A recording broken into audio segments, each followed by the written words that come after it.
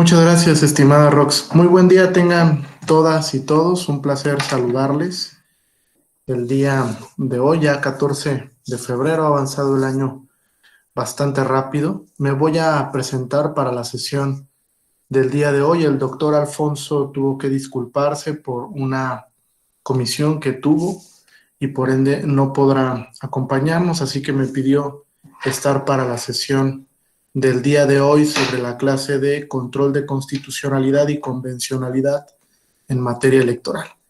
Bien, soy el maestro Jesús Cadena Alcalá, soy profesor de la Escuela Judicial Electoral, estoy adscrito a la unidad académica, tengo algunos estudios sobre la materia, de ahí la instrucción pues de platicar el día de hoy con ustedes sobre este tema en específico del control de convencionalidad.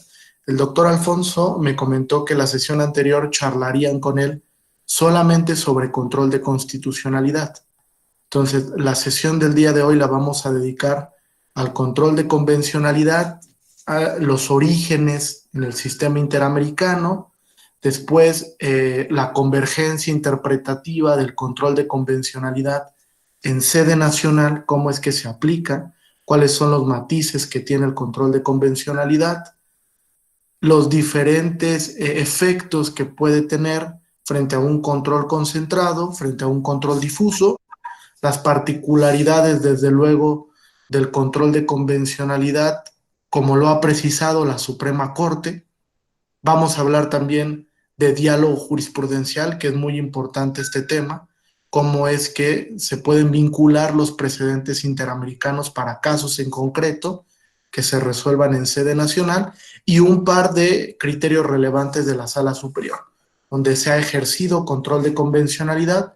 Ustedes saben que antes de la reforma del 2011, la Sala Superior ya intentaba hacer en algunos precedentes importantes una especie de control de convencionalidad vinculando la regularidad de normas en materia electoral frente a instrumentos internacionales. Desde luego que ahí no se agota el control, ¿eh? Tiene unas particularidades y unas precisiones que desde luego hay que analizar, porque se ha conformado un bloque de convencionalidad que se le ha denominado en el propio sistema interamericano un corpus juris, un cuerpo de normas sustantivas que sirve precisamente para este contraste, este examen de regularidad que se hace para ver si una norma, un acto en sede doméstica, es compatible realmente con este corpus juris interamericano. Entonces vamos a charlar de estos diversos temas. Les voy a explicar una pequeña metodología para que quede más claro. Les voy a compartir una presentación y vamos interactuando. Si hay alguna duda o pregunta, en cualquier momento me pueden interrumpir. Si me ayudan con la manita que está en la plataforma para que yo los pueda visualizar, porque a veces en el chat es un poco complicado estar viendo los comentarios. Entonces, para que no se me pase alguna participación, si puede levantar la mano en la plataforma y con todo gusto le cedo la palabra. Bien, la metodología que vamos a utilizar para la sesión está conformada de 4 elementos. Primero vamos a hablar de los orígenes del control de convencionalidad. ¿Cuál ha sido el desarrollo interpretativo de la Corte Interamericana para conformar la noción de control de convencionalidad? Después vamos a hablar de la recepción del control de convencionalidad, es decir, en el sistema jurídico mexicano, ¿en qué momento comenzamos a hablar de control de convencionalidad? Posteriormente, vamos a analizar las particularidades de la recepción de la jurisprudencia interamericana. ¿Cómo es que se pueden utilizar precedentes de la Corte Interamericana para los casos en concreto? Y para la parte final, estos criterios de la Sala Superior recientes de este último proceso electoral sobre control de convencionalidad. ¿Correcto? ¿Alguna duda o pregunta hasta aquí? ¿No? Bien, vamos pues. Les voy a compartir la presentación. Nada más les pido cuando ya la puedan visualizar, si me ayudan indicándolo.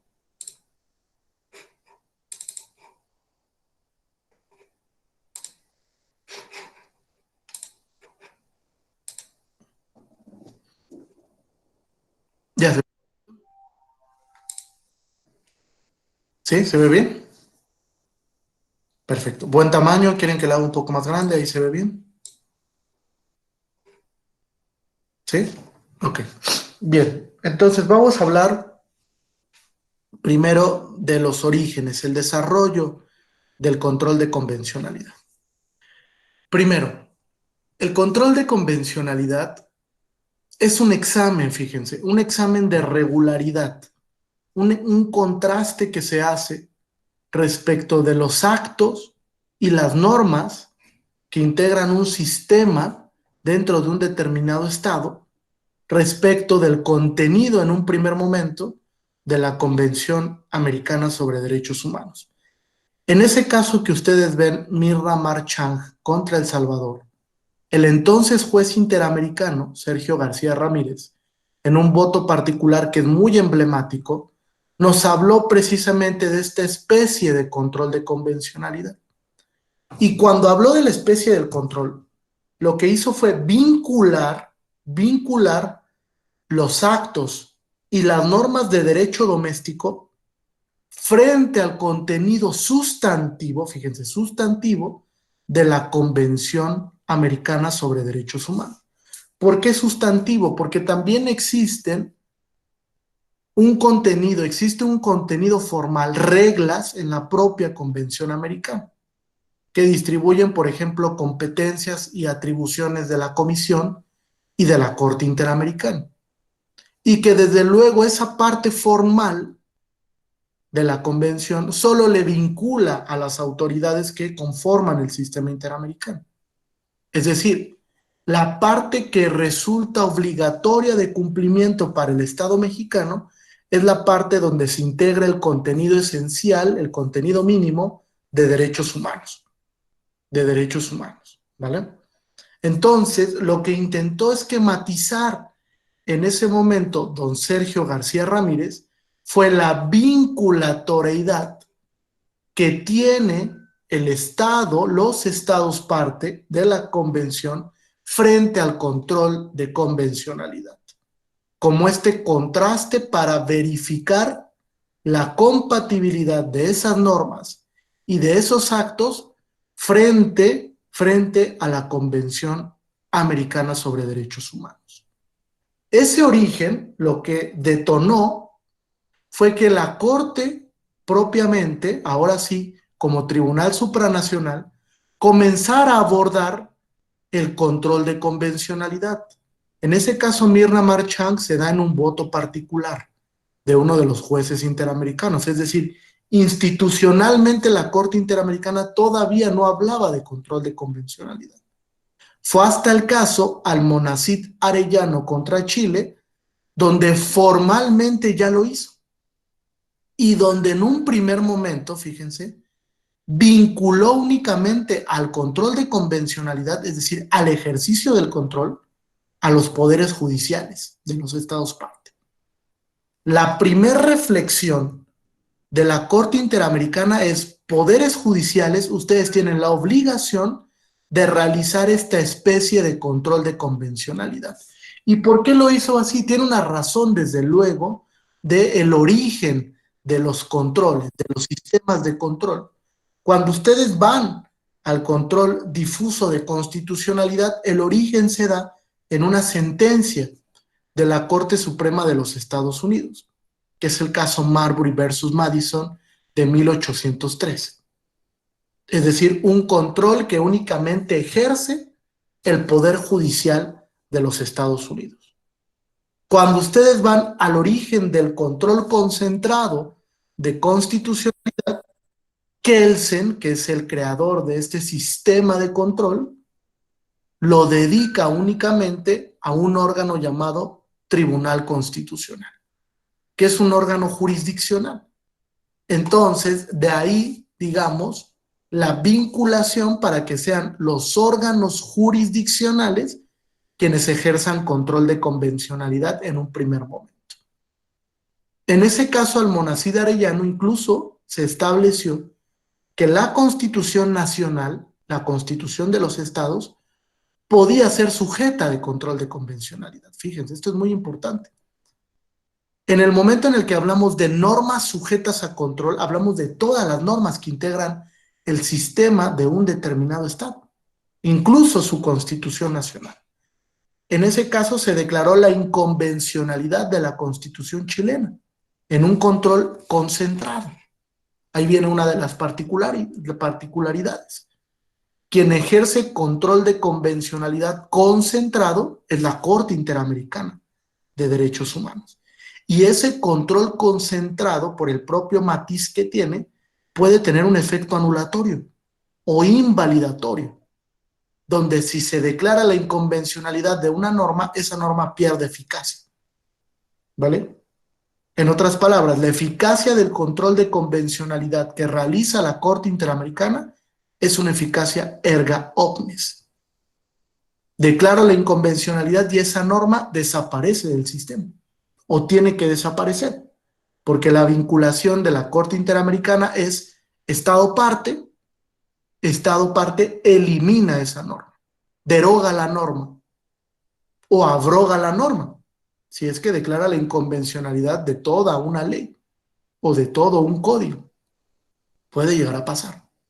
Entonces, la vinculación que realiza en el control de convencionalidad la Corte Interamericana es, en el momento en el que yo declaro la inconvencionalidad, Estado, tienes que modificar la norma para hacerla compatible ¿con qué? Me dirá Mari Carmen, con el bloque de convencionalidad del que se habló en una sentencia posterior. Ahora lo analizamos. Entonces, todas las normas están sujetas a control. En ese momento, la Constitución chilena establecía una censura previa para el caso de difusión de algún material periodístico y la Corte Interamericana establece que la censura previa es inconvencional. No puede existir censura previa. La censura, si se va a establecer dentro de un sistema, tiene que ser proporcional para cada caso en concreto. Desde luego que la libertad de expresión, como cualquier otro derecho, no es absoluta y se pueden establecer ciertos límites a la difusión de información, etcétera. Pero si vas a establecer un límite como la censura, tienes que racionalizar la restricción, que es algo de lo que habla el principio de proporcionalidad, ¿vale? Del que la Corte también en su momento ha hablado. La Corte Interamericana, en el caso que ustedes lo conocen muy bien, contra México, el caso del entonces candidato que buscaba la candidatura independiente en la elección de Calderón Hinojosa. ¿Saben quién es? Este caso, ¿sí? Castañeda Gutmann, ¿vale? Les aconsejo que lean el caso Castañeda Gutmann porque, ¿qué creen? Ahí por primera vez la Corte Interamericana habló de la metodología que iba a emplear posteriormente para el caso de restricciones a derechos humanos, que es el principio de proporcionalidad. Hace un test de proporcionalidad con algunas particularidades que la Corte va desarrollando y a partir de ahí se viene una línea jurisprudencial importante del test de proporcionalidad, que digamos en el último caso más relevante del sistema interamericano, Lagos del Campo contra Perú, ya se ve un diseño mucho más estructurado del test de proporcionalidad. ¿Vale? Bien, ¿hasta aquí hay alguna duda o pregunta? ¿No? Entonces, todas las normas sujetas a control. Ahí se vincula en un inicio al Poder Judicial. Y después, fíjate, Víctor, viene una transición muy importante, que tiene unas particularidades que hay que precisar porque se desconocen, fíjense. En el caso, trabajadores cesados del Congreso contra Perú, la Corte Interamericana estableció que ella, como Tribunal Supranacional, realizaba control concentrado. Yo les decía, control concentrado. ¿Cuál es el efecto del control concentrado de convencionalidad? La posibilidad de anular una norma, ¿correcto? Se anula la norma pierde eficacia. Y después la Corte Interamericana dice, y todos los estados parte tienen que realizar un control difuso de convencionalidad de manera oficiosa. ¿Qué quiere decir? Aunque las partes en un procedimiento jurisdiccional no soliciten el control, si el órgano se percata que una norma es incompatible frente a este bloque de convencionalidad, la puede inaplicar en el caso en concreto, que es la particularidad del control difuso. Fíjense, dos monedas, dos caras de la moneda, perdón. De un lado, control concentrado, anulación o invalidación, y del otro lado, control difuso, inaplicación. Es decir, la norma no pierde su eficacia en el sistema, únicamente se inaplica para el caso en concreto. Y se inaplica no solo a petición de parte, sino de manera oficiosa. La Suprema Corte, el año pasado, a finales de año, la Suprema Corte Mexicana, emite una contradicción de tesis 351 del 2016. ¿Alguien ya leyó esta contradicción? Bueno, ese precedente es muy importante, fíjense. Se dice que es el primer gran leading case de la 11ª época. La Corte Mexicana ahí se reivindica frente al control difuso, oficioso, de constitucionalidad y convencionalidad. Y establece que los órganos del Poder Judicial de la Federación deben de realizar control oficioso de constitucionalidad y convencionalidad difuso en cualquier caso. Cuando se tenga la presunción de que una norma es incompatible con el bloque de constitucionalidad, deben de realizar el control de manera oficiosa. Y ese control no puede estar limitado, ¿vale? Superó un precedente terrorífico de la Corte, donde se dijo que los tribunales colegiados de circuito solo podrían realizar control oficioso respecto de normas que rigen el procedimiento de amparo. La ley de amparo, la ley orgánica y el Código Federal de Procedimientos Civiles, que es supletorio a la ley de amparo. ¿Vale? Ese criterio terrorífico se interrumpe con esta contradicción de tesis. Y entonces ya la Corte reflexiona y dice, no, el control oficioso se puede hacer respecto de cualquier norma que le hayan aplicado al quejoso, a quien concurra a la instancia constitucional. Y entonces reivindica en parte esto que dijo la Corte Interamericana. Estados, ustedes deben de realizar un control de convencionalidad difuso de manera oficiosa, de manera oficiosa. Porque con eso cumplen con algo que se llama el efecto útil. ¿Alguien había escuchado hablar del efecto útil de las normas internacionales? No, nadie.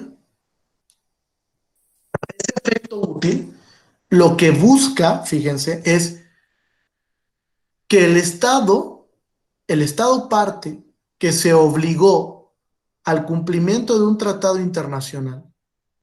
Uno, primera, no invoque normas de derecho interno para dejar de cumplir la disposición internacional, que es algo que viene en la Convención de Viena.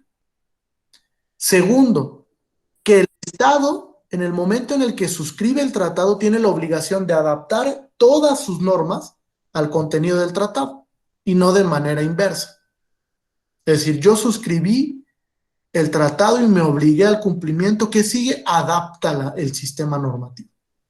Adapta el sistema normativo para que sea compatible con este bloque de normas internacionales a los que tú te obligaste, pues de manera voluntaria, porque existe un procedimiento para ratificar tratados internacionales donde el Estado tiene plena soberanía. Decide si suscribe o no el tratado internacional. ¿Correcto? Y tercero, que también es importante, el efecto útil de las normas internacionales que creen no acaba en el tratado internacional. Eso es muy importante. El efecto útil no acaba en el tratado internacional, porque viene un desarrollo interpretativo. ¿Quién es el intérprete originario de la Convención Americana? ¿Quién? ¿Quién creen que es el intérprete originario de la Convención? Sí, Jaime.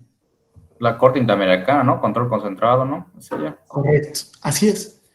Y entonces lo que dice la Corte Interamericana, Jaime, fíjate, es el efecto útil de una norma internacional no acaba en la convención, sino Estado tienes que acudir a la interpretación que yo he realizado, a los casos contenciosos y a las opiniones consultivas que he emitido para que veas cuál ha sido el desarrollo interpretativo de esa norma, para que entiendas la norma. Ahí es donde realmente vas a poder ubicar cuál ha sido el significado que yo le he atribuido a esa norma de derecho humano. ¿Cuál ha sido el desarrollo interpretativo, fíjense, de algo que se llama el contenido esencial de las normas de derechos humanos? La norma de derecho humano no acaba en el tratado, tiene un desarrollo progresivo y ahí es donde se va conformando el contenido esencial. Sí, Jaime.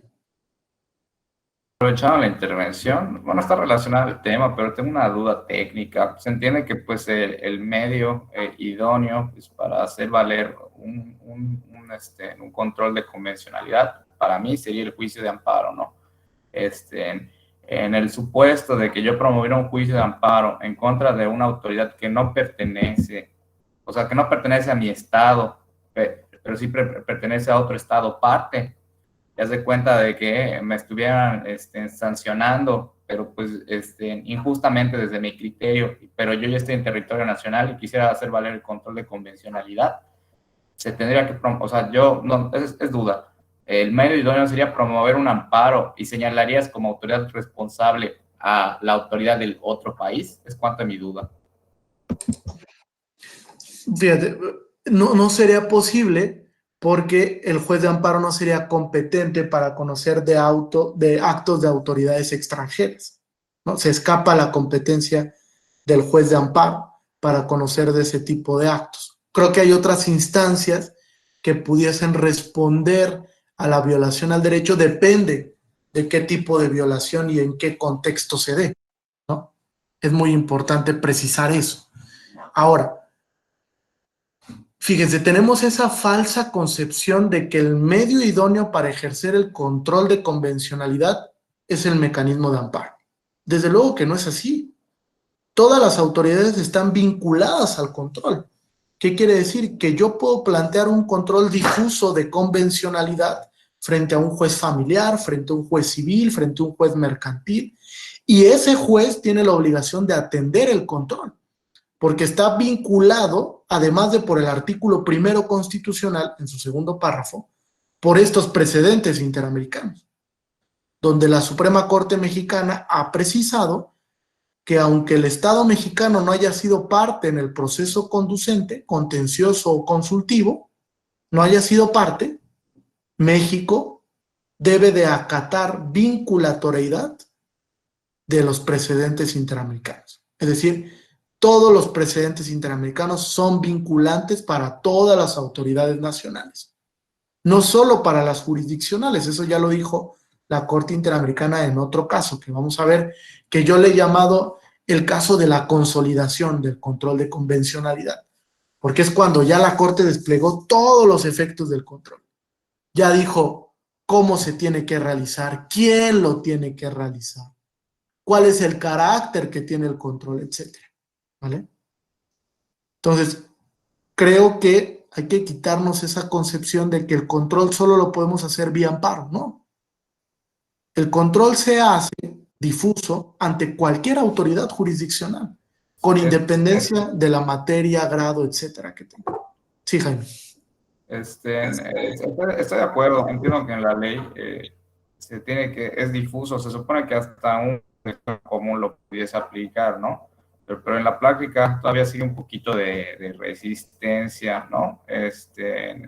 Ya cada vez más se ha ampliado, ¿no? El uso de convencionalidad. Cada vez veo más acuerdos que se fundamentan en tratados internacionales, pero cuando esos acuerdos se fundamentan es porque anteriormente hubo un litigante que se amparó y pues el colegiado o el juez federal obligó a la autoridad de fuero común, ¿no? Por eso yo comentaba que para mí, o sea, en la práctica es más idóneo donde ya tienen creo que ya la costumbre. Supongo que eventualmente el objetivo es que realmente sea efectivo y hasta el juez de fuero común, más por decir así, más alejado de un distrito pueda aplicarlo, ¿no? Pero pues esa era mi duda. Muchas gracias. Sí, correcto. Sí, claro, ha sido una transición compleja, ¿no? Sobre todo institucionalmente. Pero creo que a poco más de 10 años de la reforma del 2011, pues poco a poco se va entendiendo cuáles son las implicaciones de este control. Y hay precisiones interpretativas importantes, tanto a favor del control como en contra, porque también la Corte Mexicana se ha encargado de desbaratar un poquito el control. Yo digo, hay un descontrol de convencionalidad. ¿Por qué? Porque a veces las autoridades no saben cómo ejercerlo, no saben la metodología para ejercerlo, que eso también es un poco preocupante. Y no saben que existe esa vinculatoriedad al control.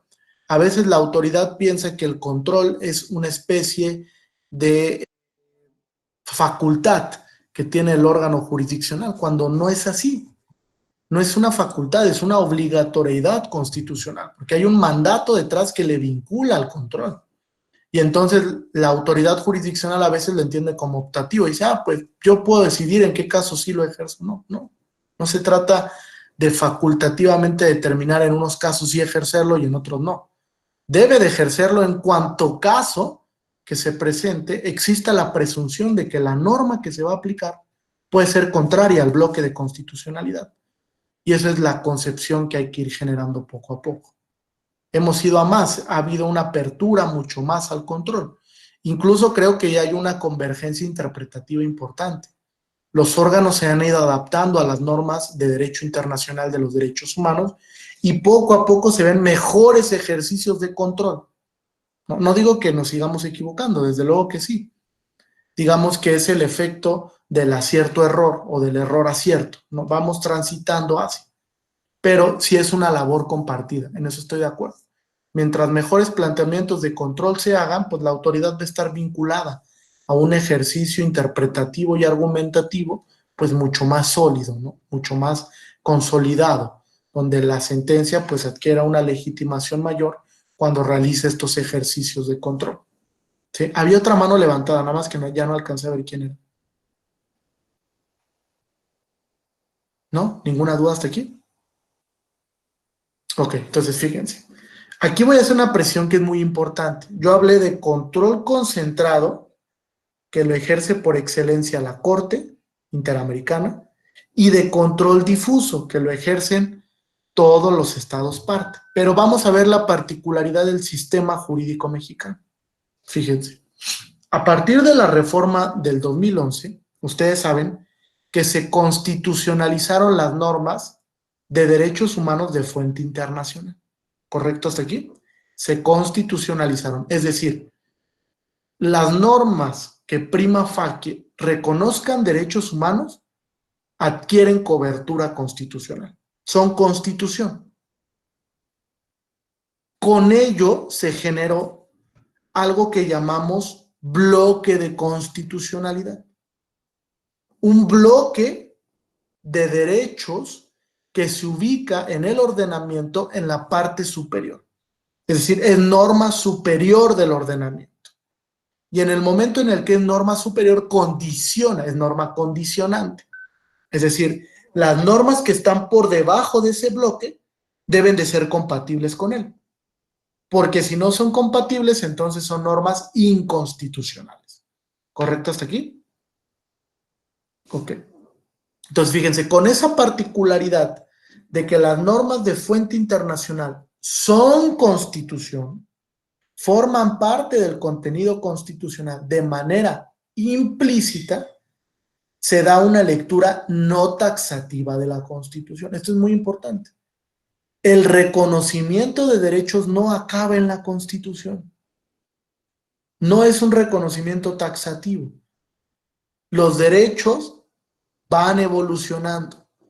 Las normas de fuente internacional que se incorporan al contenido constitucional generan un catálogo amplio de derechos, un catálogo amplio. Esa fue, digamos, la concepción que buscó generar el poder reformador de la Constitución con la reforma constitucional del 2011, que se ampliara el catálogo de derechos, que los derechos no acabaran en el contenido constitucional. Entonces, bajo esa visión, fíjense, cuando la Suprema Corte, pensemos, medio de control, acción de inconstitucionalidad. Todos sabemos aquí lo que es una acción de inconstitucionalidad. ¿Sí? Ok. Entonces, si se realiza un planteamiento a la Suprema Corte vía acción de inconstitucionalidad respecto de una norma secundaria, ¿vale? Una norma que está por debajo del bloque, frente a un tratado internacional, frente a la Convención Americana, por ejemplo, ahí la Corte Mexicana ejerce un control concentrado de convencionalidad. Control concentrado, ¿sí? Porque va a tener la posibilidad de invalidar la norma, si es que esa norma es contraria al contenido de la Convención Americana. Entonces, ¿se dan cuenta de la particularidad en el sistema?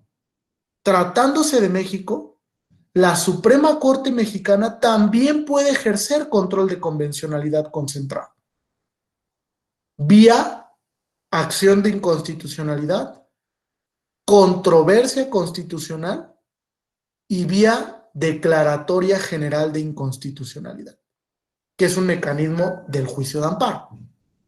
¿Vale? Es un medio de control también la declaratoria general, pero se ejerce vía amparo, donde también se tiene la posibilidad de invalidar la norma.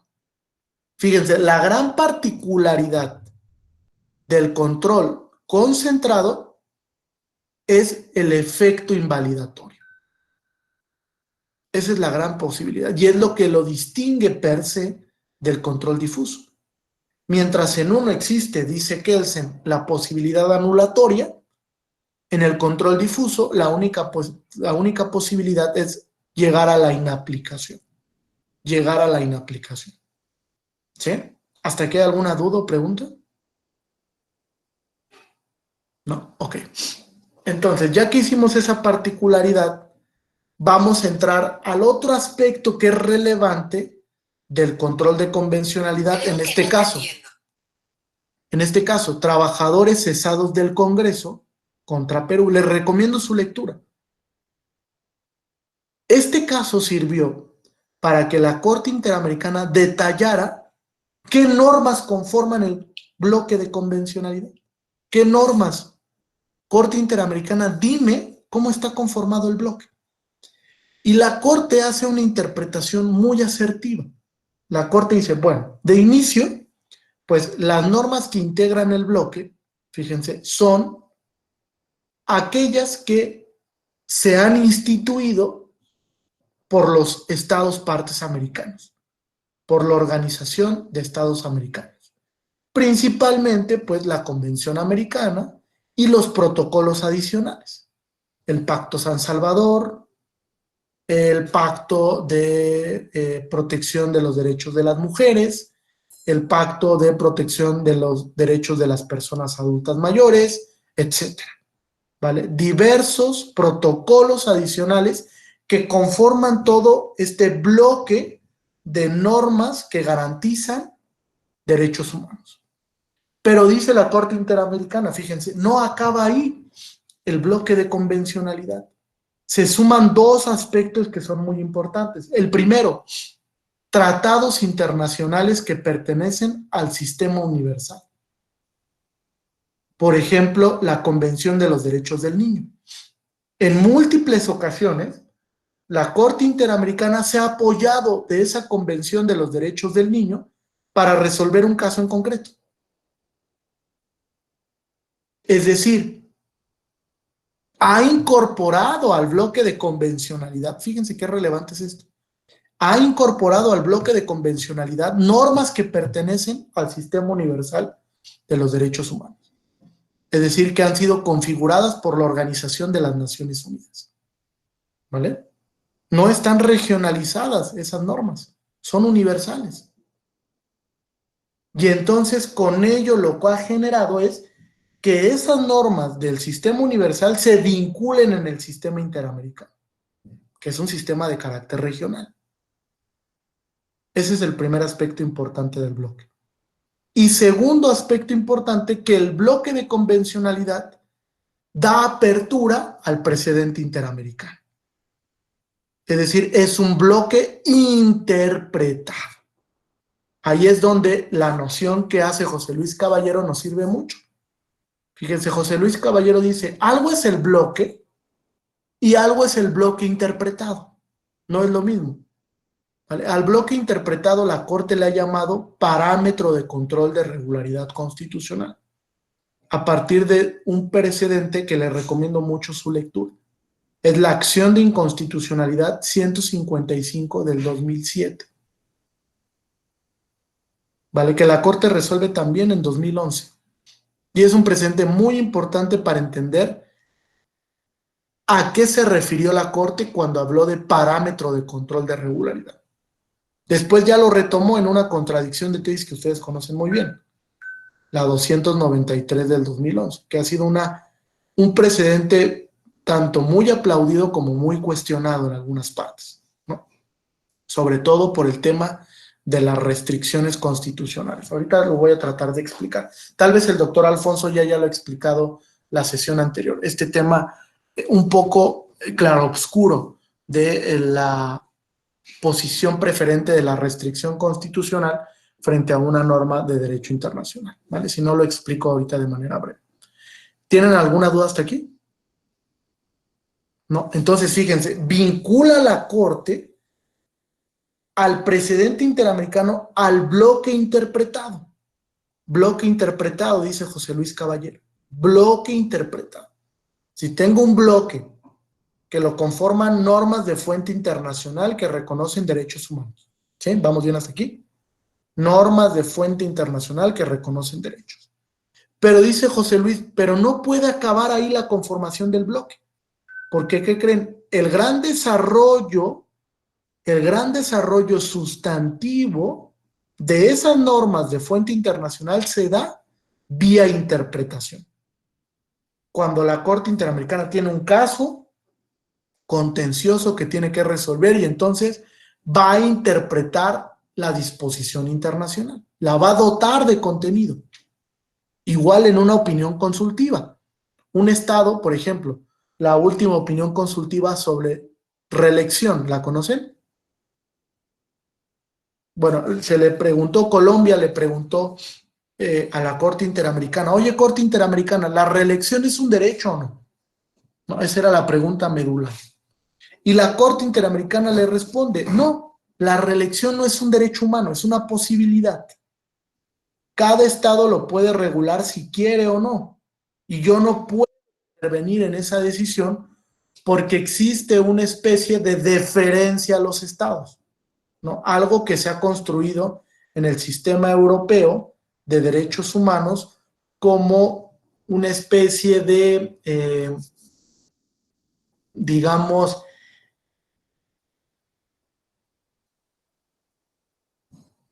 para que quede un poco claro, a ver, hay casos donde en el sistema europeo, el Tribunal Europeo de Derechos Humanos no lo resuelve, porque existe un consenso en la Unión, no existe el consenso. Y entonces prefiere el Tribunal Europeo que cada estado lo regule de la mejor manera o como a ellos les parezca idóneo, respetando desde luego las disposiciones de derecho internacional. ¿Sí? Que le ha llamado el Tribunal Europeo margen de apreciación nacional. Margen de apreciación nacional. Estado, pues como no hay una regulación expresa en un consenso europeo, tú regúlalo, solo respeta las leyes marco en materia de derechos humanos. Algo sucede con el tema de reelección así. La Corte Interamericana dice, no hay un consenso sobre el tema de reelección. Estados, ustedes regúlenlo. Si quieren que haya la posibilidad de reelección, instituyan. Y si no, pues también es correcto, porque la reelección no es un derecho, es una posibilidad. Entonces, ¿qué hizo ahí la Corte Interamericana? Un desarrollo interpretativo. Interpretó diversas normas. Ese desarrollo interpretativo, ahorita te doy la palabra, Jaime, ese desarrollo interpretativo se suma al bloque de convencionalidad. Es ahí donde el bloque de convencionalidad se vuelve el bloque interpretado. ¿Correcto? Bloque interpretado. Sí, Jaime, adelante. Iba a comentar que tomando en cuenta esa consulta, me recuerdo mucho a la resolución del caso Goodman, porque pues él estaba solicitando la candidatura independiente y la Corte Interamericana no se la, o sea, le resolvió para otros efectos, no para lo que le estaba solicitando. Y recuerdo leer en algún considerando que precisamente ese argumento estaba dando la Corte. Hay cierta libertad configurativa o soberanía de ese Estado. Por eso no le dieron la razón cuando pidió la candidatura independiente. Lo irónico fue que eventualmente México, dentro de sus reformas electorales, la contempló, ¿no? Nada más que ella no alcanzó. ¿Es cuánto? Sí, fíjate, es un ejemplo muy importante. Ahí a México no se le condena por la violación a derechos políticos, se le condena por la violación al derecho a acceso a la justicia, ¿no? Porque no había ningún mecanismo para que Jorge Castañeda hiciera valer la vulneración a su derecho a ser votado o ser elegible. Y ese caso, fíjate, Jaime, también es muy importante porque ahí por primera vez la Corte Interamericana abordó el tema del margen de apreciación nacional, que es la deferencia, es decir, bueno, a ver, existe un consenso en América Latina para que se pueda acceder a cargos públicos vía candidatura independiente, y la Corte dice no, no existe, lo que tenemos es un sistema de partidos. Y la pregunta subsecuente es, ¿puedo yo obligar a los estados a que configuren candidaturas independientes en sus normas? Dice la Corte Interamericana, pues no. En ese momento lo dijo, no sé si la resolución fue correcta en ese sentido o no, fíjense. La Corte Interamericana tuvo una deferencia y dijo, yo no lo voy a establecer, como no hay consenso en América Latina, pues que cada estado determine si quiere regular o no las candidaturas independientes. De ahí abrió la posibilidad. Y fue cuando se modifica el entonces COFIPE para que se aperturara la posibilidad de que se institucionalizaran las candidaturas independientes, ¿no? Y ahí abre la posibilidad de que existan candidatos independientes. Yo siempre lo he llamado así porque me parece que hay una deficiencia regulatoria en el tema, para que existan candidaturas independientes ilusorias.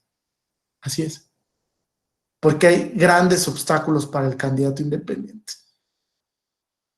Cuando a un partido se le da en una candidatura a gobernador 50, 60 millones de pesos y a un candidato independiente lo limitas a no mayor de apoyo ciudadano o de apoyo de la iniciativa privada, a 1 millón de pesos, pues hay un claro desequilibrio, ya no hay igualdad para el acceso a las condiciones del cargo público. Entonces hay una notoria diferencia entre los candidatos de partidos políticos y los candidatos independientes.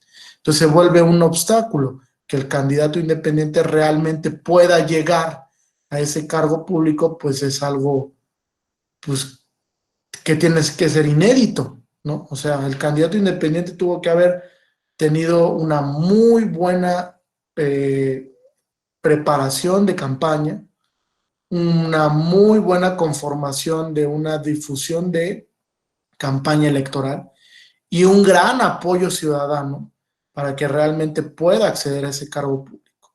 Porque lo cierto es que es muy complejo. Ahí tiene el caso del Bronco, ¿no? Que el Bronco tuvo un gran apoyo de la iniciativa privada, de empresarios y demás, para que pudiese llegar a ese cargo público, porque de otra manera hubiera sido sumamente complejo acceder al mismo, ¿no? Mande, Jaime, ¿alguna otra precisión? No, por accidente la puse. Gracias. Muy bien, excelente. Entonces, ¿sí les queda claro esto del bloque y el bloque interpretado? ¿O hay alguna duda? Bueno, aprovechando la intervención, para hacer una comparación, no sé si estoy en lo correcto, me corregirá, maestro. ¿De quién era la pirámide? Que creo que ya queda obsoleta para esta teoría, ¿no? Donde la norma máxima era la Constitución. Sí, fíjate, ese es un tema importante, ¿no? En realidad, quien estructura por la pirámide normativa de jerarquía es el profesor Kelsen, pero Kelsen no la piensa como una pirámide, ¿no? O sea, Kelsen la piensa como un sistema donde la Constitución pues se ubica en una parte superior del ordenamiento, por eso le llama norma suprema, y hay normas que están por debajo de la Constitución que deben de revestir esta compatibilidad, porque Kelsen cuando piensa el control concentrado, lo hace sobre la base de que todas las normas que están por debajo deben de ser perfectamente compatibles con el contenido constitucional, incluso los tratados internacionales. Kelsen en este texto sobre la garantía jurisdiccional de la Constitución dice, los tratados internacionales también están sujetos a control. No lo pensó como lo tenemos ahorita, ¿no? Dijo, todos los tratados internacionales que quieran incorporarse al sistema deben de ser compatibles con la Constitución, porque si no lo son, entonces la Constitución los va a invalidar. O sea, va a llegar un caso al Tribunal Constitucional y el Tribunal Constitucional va a decir, este tratado internacional pierde eficacia porque no es compatible con la Constitución. Fíjate, Jaime, ahora no lo entendemos así, ¿no? Las normas de derechos humanos son Constitución y quien se tiene que adaptar a la norma internacional es la Constitución y no en sentido inverso. Ahora, si yo suscribo un tratado y mi Constitución es contraria al tratado, no pierde el tratado su eficacia, si es una norma de derechos humanos. Al contrario, el tratado obliga a que el Estado modifique la Constitución, ¿no? Les pongo un ejemplo, prisión preventiva oficiosa. El artículo 19 constitucional es contrario al artículo 8º y 9º de la Convención y al precedente que tiene desde el caso Chaparro Álvarez, la Corte Interamericana. ¿Qué es lo que tiene que pasar? No que el tratado se adapte a la Constitución, sino de manera inversa, que la Constitución se modifique para que sea compatible con el tratado. Imagínense si le plantáramos eso a Kelsen. Le da un infarto, ¿no? O sea, Kelsen diría, ¿cómo crees que el tratado va a condicionar el contenido de la Constitución? Kelsen diría, no. Quien condiciona la eficacia del tratado es la propia Constitución, y ahora no lo entendemos así. O sea, se ha dado un giro de 180 grados. El tratado es el que obliga al Estado a que si una norma de derecho nacional no es compatible con él, se modifique, se actualice o entremos al proceso que llamamos de armonización. Armoniza la Constitución para que sea compatible con la norma de fuente internacional. ¿Sí? Mande, Jaime. Entonces, en ese orden de ideas, estamos hablando de un bloque ya, por eso estamos hablando de un bloque, ya no estamos hablando de una pirámide donde todos están a la par, como que se aglomeran. Y corríjame si me equivoco, por eso es principio pro persona, inclusive si una norma de menor rango tiene más beneficios que una de mayor, te aplican esa, ¿no? No así, fíjate.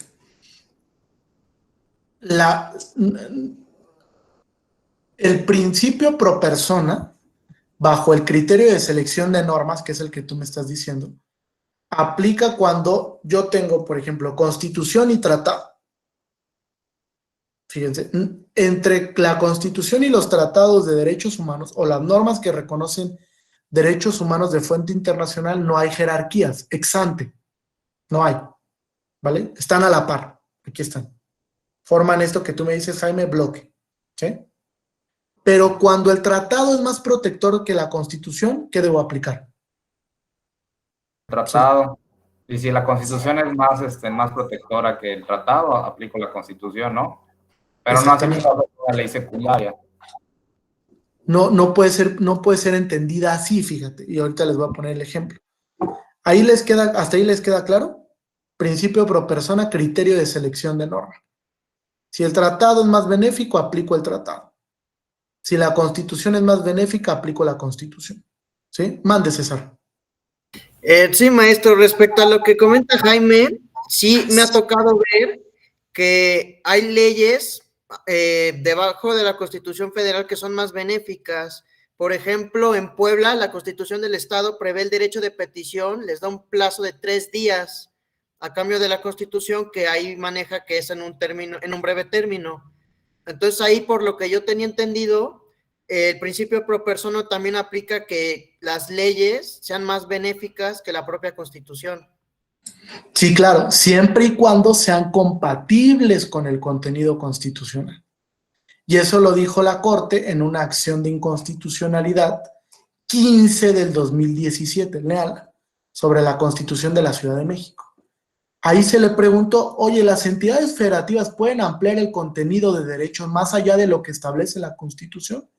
Y la Corte dijo, sí, sí lo pueden hacer, siempre y cuando esa norma no vaya en contra del contenido constitucional. Si la norma no va en contra de lo que establece la Constitución, despliega el contenido. ¿Pero qué crees, César? Ahí mismo la Corte Mexicana dijo, las constituciones de las entidades federativas no forman parte del bloque de constitucionalidad. Ahí me parece equivocadamente, un rotundo error de la Corte, pero así lo establece. Las constituciones de las entidades están por debajo del bloque. ¿Qué quiere decir? Que la Constitución de Puebla, de la Ciudad de México, etcétera, antes de que yo aplique principio pro persona, tengo que verificar que esa norma es compatible con la Constitución, porque esa norma está sujeta a control. Si la norma es inconstitucional, no puedo aplicar principio pro persona, ¿están de acuerdo? Tengo que verificar la constitucionalidad de la norma y después sí determinar que esa norma incluso puede generar un desplegado normativo más protector que lo que establece la Constitución o un tratado internacional. ¿Sí? Pero de entrada están sujetas a control. ¿Vale? Y bueno, Jaime, después quien termina de elaborar lo que llamamos la pirámide de Kelsen fue un discípulo de Kelsen, que es Rasmussen. ¿Vale? Él fue el que ya lo diseña como una pirámide normativa donde la Constitución estaba por encima y luego vienen las leyes generales, las leyes secundarias, los reglamentos, las disposiciones de observancia general administrativas, como una circular, como una miscelánea, etc. ¿No? Es quien termina de diseñar. Pero la vigencia de la pirámide, normativamente, donde colocan a la Constitución en la cúspide, digamos, pues se ha reinterpretado, ¿no? Ha adquirido otros matices, donde ahora ya están normas de derecho internacional que se suman al contenido constitucional y que ya conforman este bloque de derechos. ¿Sí? ¿Hay alguna duda hasta aquí? Le recomiendo un texto para que lo puedan, bueno, dos textos para que lo puedan entender tal vez un poco mejor. Uno es del profesor José Luis Caballero, que se llama Interpretación Conforme, que es un texto de la Biblioteca de Derecho Procesal Constitucional de Porrúa. José Luis Caballero Ochoa, Interpretación Conforme.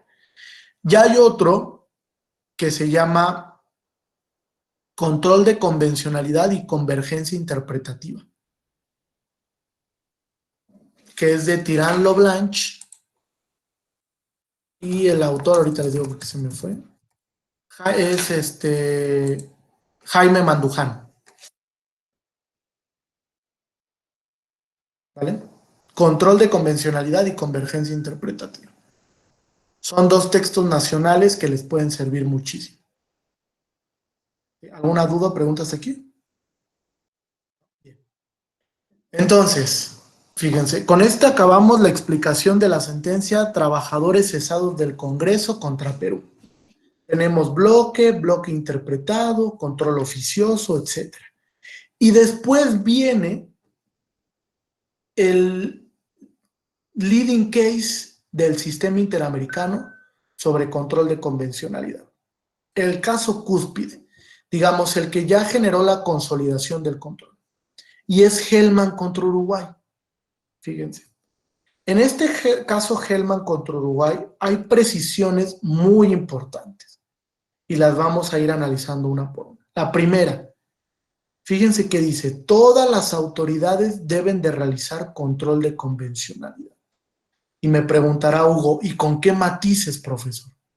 Eso es muy importante, fíjense.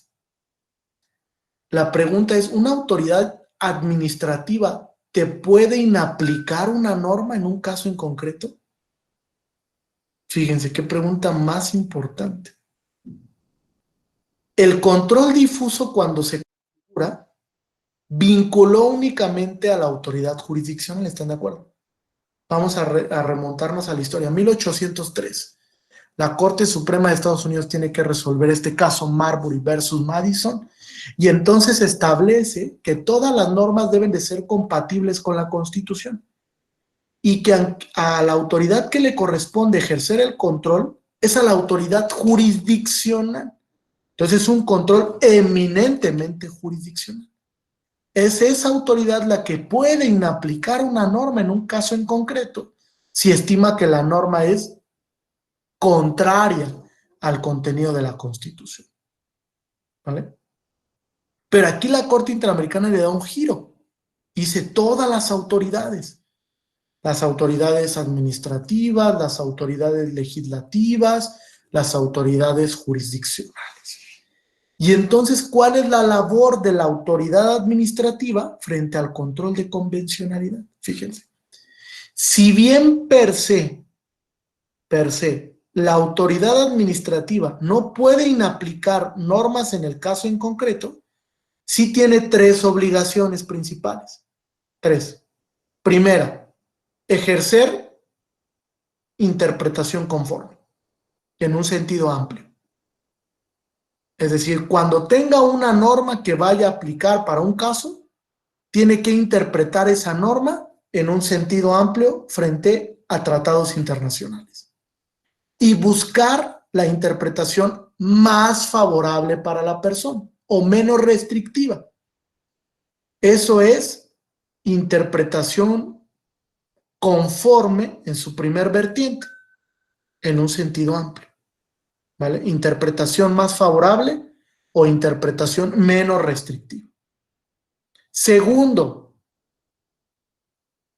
la autoridad administrativa, como lo planteaba Jaime, también tiene la posibilidad de determinar qué norma es más protectora o menos restrictiva.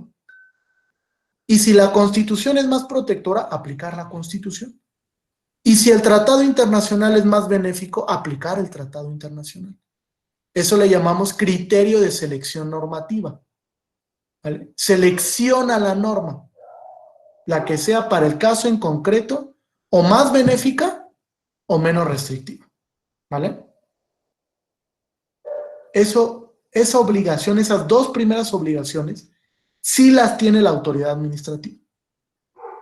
Y para que la autoridad administrativa pueda inaplicar una norma en un caso en concreto, solo puede ser en aquellos donde existe un precedente que vincula la inaplicación.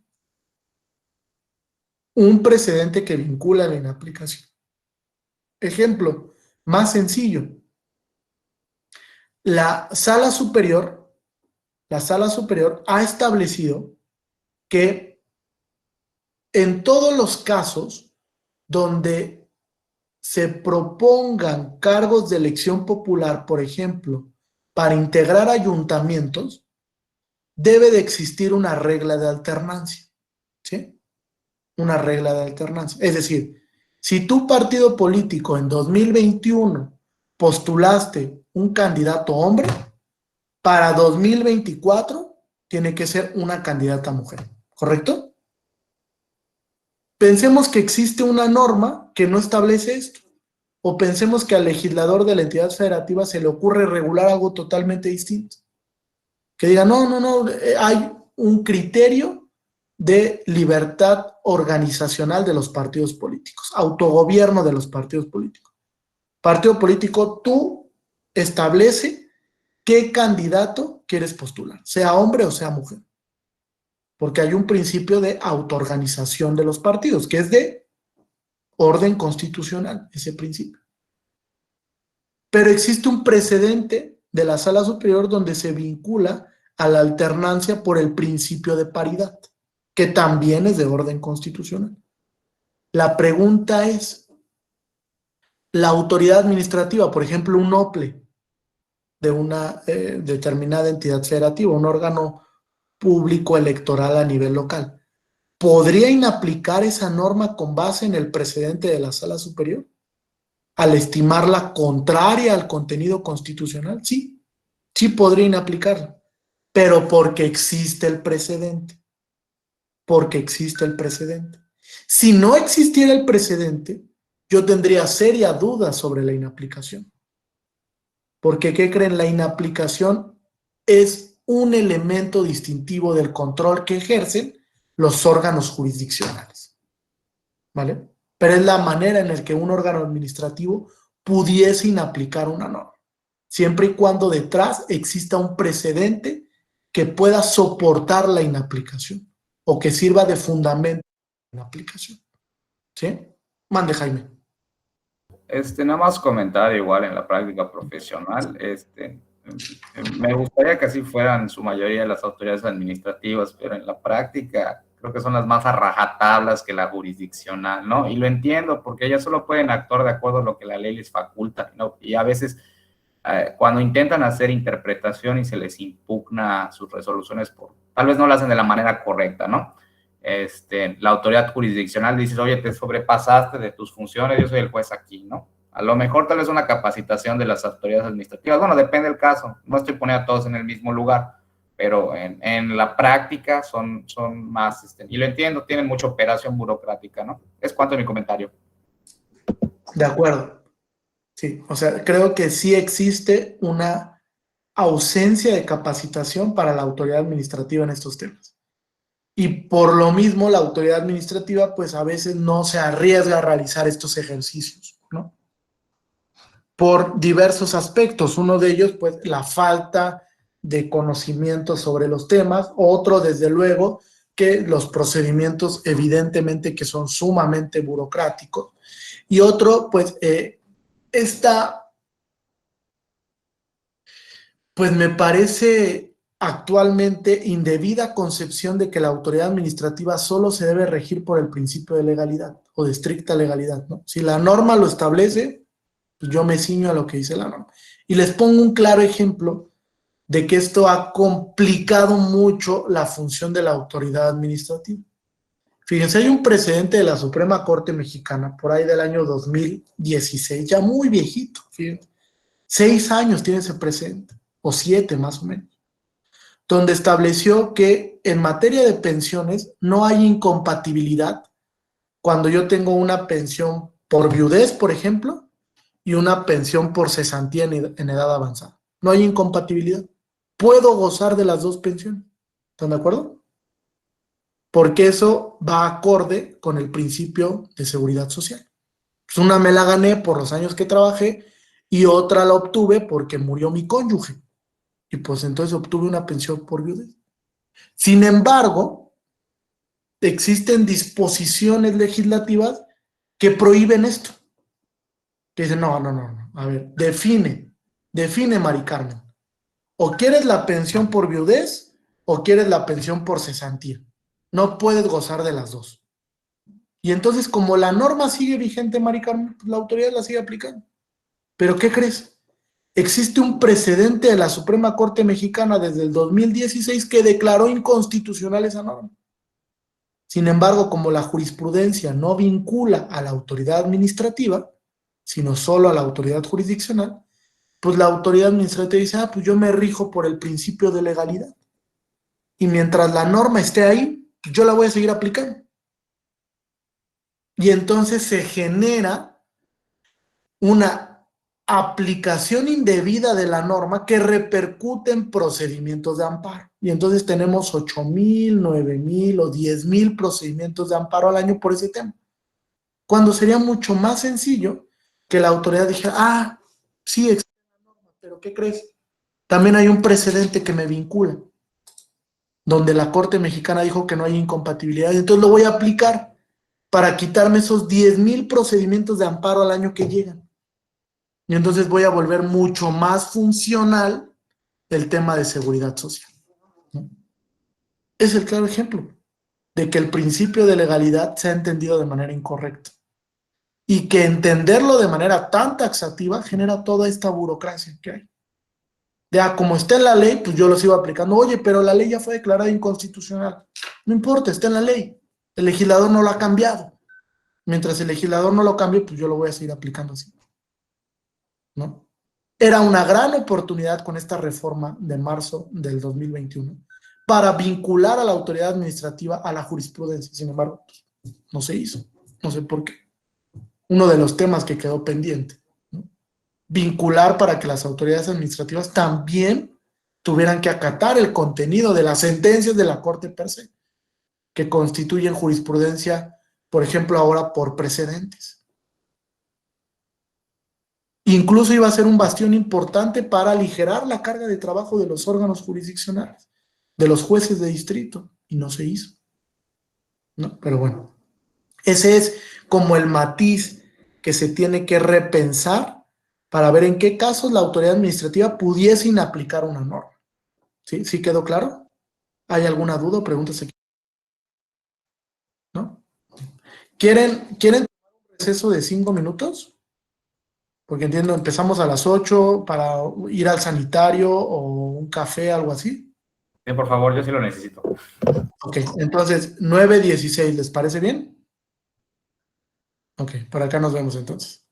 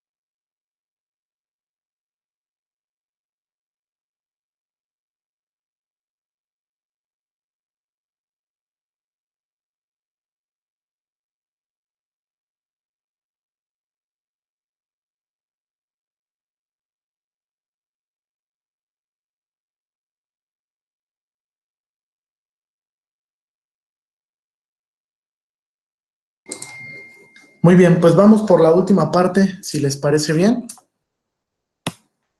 ¿Hay alguna duda o pregunta hasta aquí? ¿No? ¿Ninguna? Ok, excelente. Entonces, segundo elemento de esta sentencia Hellman, el corpus juris interamericano. Fíjense, en un primer momento la Corte habló de bloque de convencionalidad y este bloque interpretado del que he tratado de explicarles. Posteriormente habló de un cuerpo normativo interamericano para hacer referencia precisamente a este bloque de convencionalidad, este cuerpo de normas de derechos humanos que están vinculadas en el sistema interamericano y que desde luego vinculan a las autoridades jurisdiccionales de los estados y a las autoridades, desde luego, administrativas. Este cuerpo normativo de derechos no se agota expresamente en lo que disponen los tratados, sino que también contempla, prevé los casos contenciosos y consultivos del sistema interamericano. Es ahí donde las interpretaciones consultivas y contenciosas se suman al corpus juris interamericano, ¿vale? Es todo un cuerpo normativo complejo de normas de derechos humanos que, digamos, van ampliando el catálogo de derechos para beneficiar u otorgar una mayor protección para las personas. De ahí el concepto corpus juris como si fuera un cuerpo normativo que pertenece al sistema interamericano y que despliega sus efectos no solo frente a la autoridad interamericana, Comisión y Corte Interamericana, sino que también frente a todos los estados parte que han suscrito y ratificado la convención y que han aceptado la competencia contenciosa de la Corte Interamericana. ¿Correcto hasta aquí? Y finalmente, en este precedente, la Corte Interamericana indicó que el control de convencionalidad pues tiene un carácter complementario, sobre todo el control concentrado. ¿Qué es esto? Una vez que yo agoté los mecanismos internos para acceder a una tutela judicial efectiva, entonces sí estoy en aptitud de acudir al sistema interamericano de derechos humanos. Agotado todos los mecanismos o recursos internos que dispongan los estados, puedo concurrir al sistema interamericano. Y hay una excepción, cuando el recurso, bueno, dos excepciones, cuando el recurso sea ilusorio o ineficaz, no tengo que agotarlo, ¿vale? No tengo que agotar. Y puedo acudir al sistema interamericano sin haber agotado esa instancia. Y segundo elemento, cuando haya un notorio retraso en la administración o en el acceso a la justicia, también se actualiza una excepción. Les pongo un ejemplo, el caso Loaiza López Soto contra Venezuela, que es un caso muy emblemático de violación de los derechos de las mujeres. Violación tumultuaria, dijo la Corte Interamericana.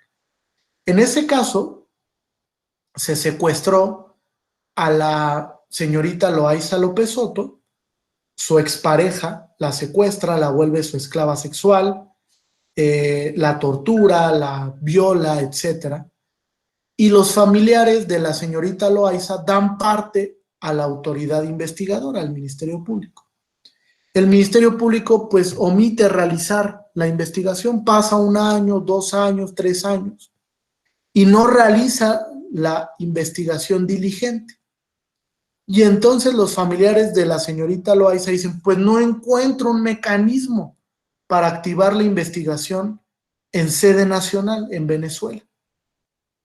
Y entonces se comprende que se actualiza una excepción de agotar los mecanismos internos. Dicen, como en lo interno no me hacen caso, ya concurrí ante el Ministerio Público, no quiere investigar o no lo hace de manera diligente, a pesar de que le damos todo el material probatorio del que disponemos para ese efecto, entonces deciden acudir al sistema interamericano de derechos humanos.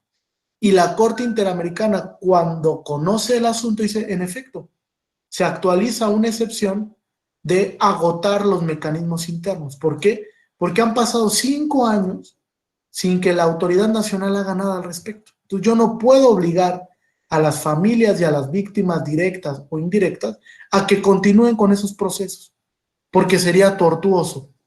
Generaría yo una carga excesiva frente a las víctimas.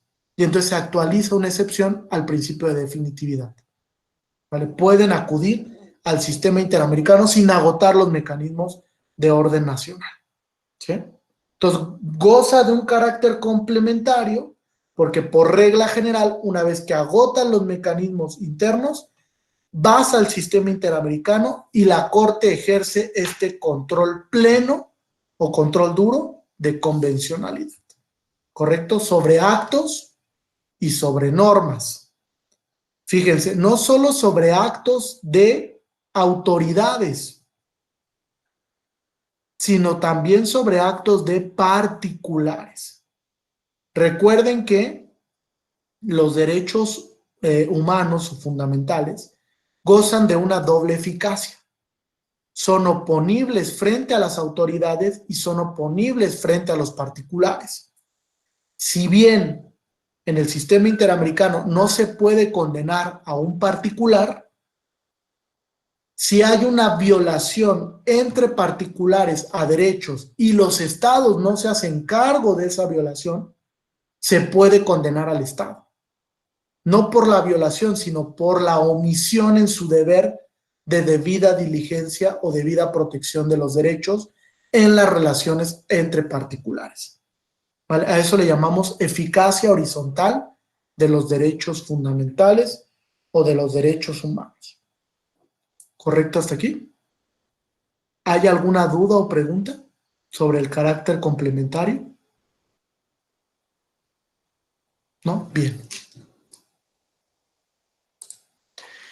Entonces, fíjense, para que resumamos un poquito esta parte del control. El control de convencionalidad es un examen, un contraste para verificar que las normas y los actos de derecho doméstico sean compatibles con el bloque de convencionalidad. ¿Cómo se ejerce? En sede concentrada por la Corte Interamericana y de manera difusa por todas las autoridades de los estados parte. Todas. Eso lo dijo en Hellman contra Uruguay. Tercero, tiene un carácter complementario el control de convencionalidad y los precedentes de la Corte Interamericana resultan vinculantes para las autoridades nacionales. Tratándose del sistema jurídico mexicano, todos los precedentes son vinculantes. Todos los precedentes son vinculantes. ¿Vale? Con esto paso al segundo y tercer tema. Me preguntará Mari Carmen, ¿y cómo se aplican los precedentes interamericanos en casos en concreto en sede nacional? Es una pregunta muy interesante, Mari Carmen, fíjate. La Corte Mexicana, cuando resuelve la contradicción de tesis 293 del 2011, establece este criterio de vinculatoriedad al precedente interamericano en su totalidad, vinculatoriedad plena, todos los precedentes, ¿vale? Superando un criterio que había emitido en el expediente Varios 912 del 2010. ¿Sí conocen este expediente Varios 912? El caso Radilla, ¿no? En ese caso Radilla, la Corte Suprema Mexicana únicamente vinculó a los precedentes donde México hubiese sido parte. ¿Vale? Si México fue parte en ese caso, entonces es obligatorio el precedente. En donde México no haya sido parte, el criterio es orientador. Ese precedente se modifica. Y la Corte Mexicana dice, todos los precedentes interamericanos son vinculantes. ¿Cuál es la forma, la fórmula, porque se crea una metodología para aplicar esos precedentes? Fíjense, ya ven ahí la página de Word, creo que sí, ¿verdad? La metodología para la aplicación de precedentes interamericanos. Fíjense, son 3 sencillos pasos. Primer paso, dice la Corte Mexicana. Hay que analizar las premisas de los casos. ¿Qué premisas? Me preguntará Areli. Pues las premisas normativas y las premisas fácticas.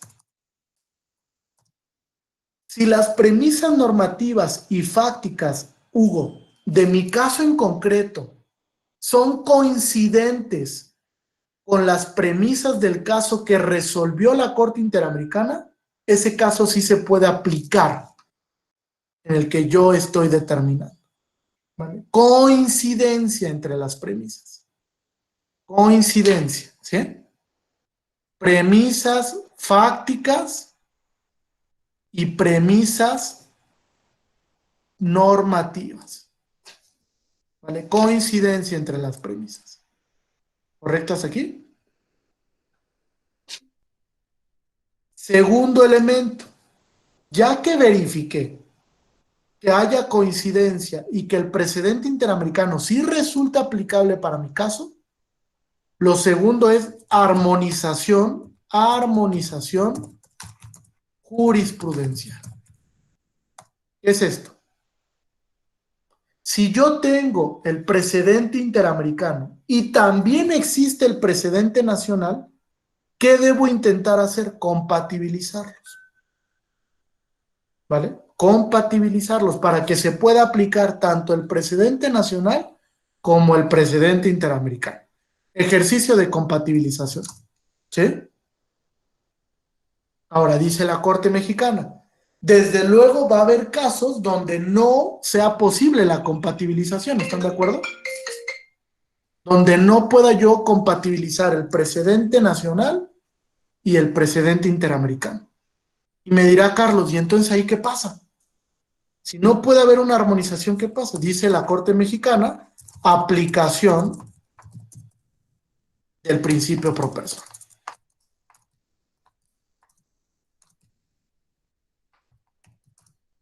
Si no puedes compatibilizar, entonces aplica el principio pro persona. Si el criterio interamericano es más benéfico que el criterio nacional, aplica el criterio interamericano. Si el criterio nacional es más benéfico que el criterio interamericano, aplica el criterio nacional. Criterio de selección de interpretaciones. ¿Correcto? Pero después César me preguntará, bueno, ¿y las restricciones constitucionales? ¿No, César? ¿Qué pasa con las restricciones constitucionales? Fíjense, ahí hay una modulación muy importante que tiene una consecuencia práctica que hay que conocer, ¿no? Fíjense, si estamos frente a una restricción constitucional, Mari Carmen, esto que yo te dije, este último paso no aplica. Porque si hay una restricción constitucional y la Corte Mexicana ya interpretó el contenido de la restricción, ¿qué creen? Prevalece el criterio nacional.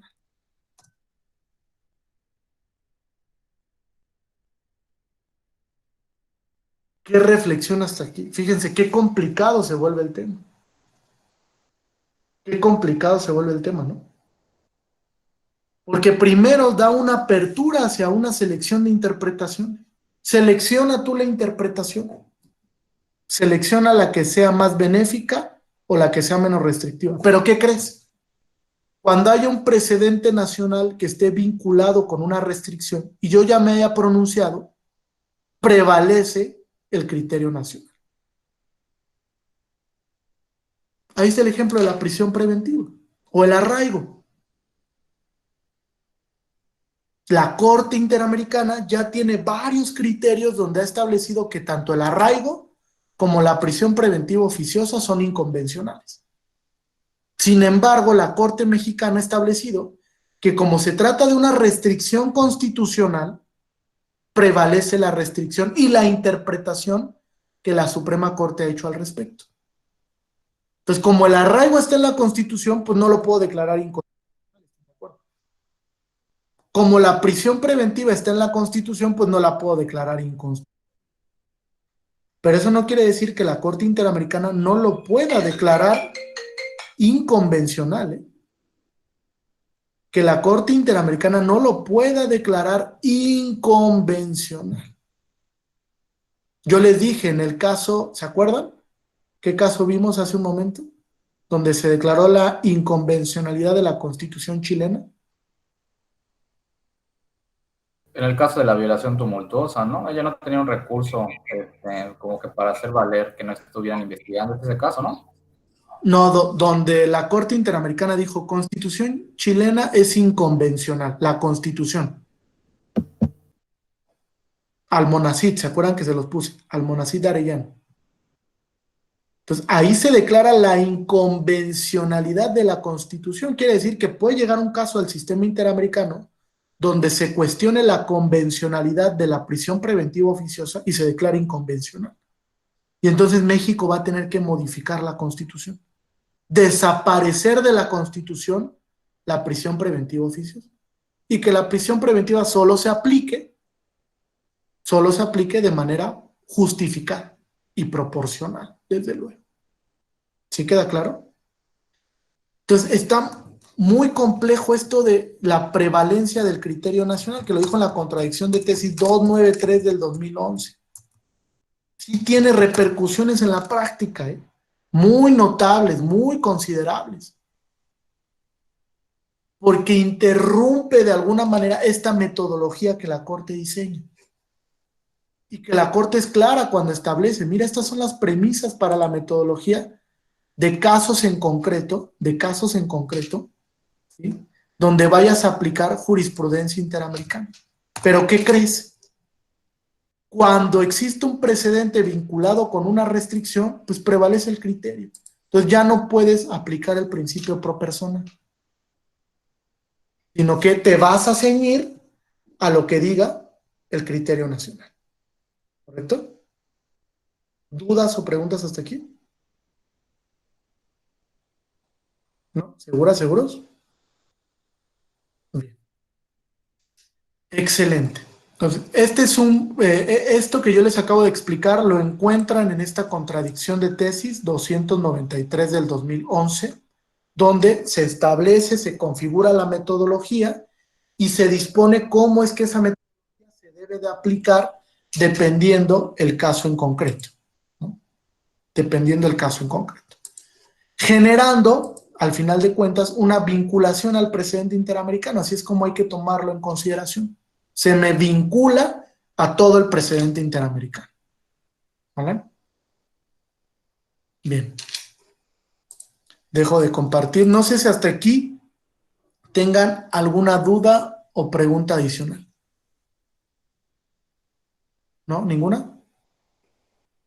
Todo quedó claro. Cuando no hay dudas o todo ha quedado muy claro o nada ha quedado claro. Hay de dos. Sí, Jaime. Sí, nada más pues haciendo una recapitulación de todo lo anterior visto, ¿no? En lo que viene siendo aplicación y en el ejercicio que hizo, ¿no? Creo que es importante primero ver si en el caso en concreto hay una restricción constitucional, y eso la misma constitución te lo tiene que decir expresamente, ¿no? Digamos que sería lo que acabamos de hacer fue una especie como que de test o algo así, precisamente del caso en concreto, para saber cuándo se puede o cómo aplicar lo que viene siendo los tratados internacionales. Lo que llama mi atención, o sea, en lo particular, creo que ya es una cuestión de estilo, ¿no? En la redacción. Cuando tú citas a un tratado internacional o el caso en concreto, pues, pones un extracto de la sentencia. No, bueno, todo, sí. En un futuro lo planea hacer, ¿no? No he revisado mucho porque pues a veces el criterio jurisdiccional, tal vez porque mis casos son más de restricción constitucional, siempre he visto que los fundamentos son más a la jurisprudencia que a los tratados, ¿vale? Sí, fíjate, esa es una repercusión práctica, porque cuando estamos frente a la restricción, el órgano tiene la obligación de ceñirse a la restricción y al criterio nacional. Entonces nunca te va a hacer un control de convencionalidad ahí. Rara vez, ¿no? Incluso en algún momento algún órgano jurisdiccional se atrevió a inaplicar una jurisprudencia que estaba relacionada con una restricción vía control de convencionalidad, y la Corte Mexicana determinó que la jurisprudencia nacional no era sujeta de control de convencionalidad, en una contradicción de tesis 299 del 2013. Te la recomiendo leer. Ahí la Corte dijo, no, a ver, la jurisprudencia nacional no está sujeta a control de convencionalidad. Nada más absurdo que eso, ¿no? Porque tampoco los ministros de la Corte, las ministras y ministros son infalibles. La Corte también se equivoca.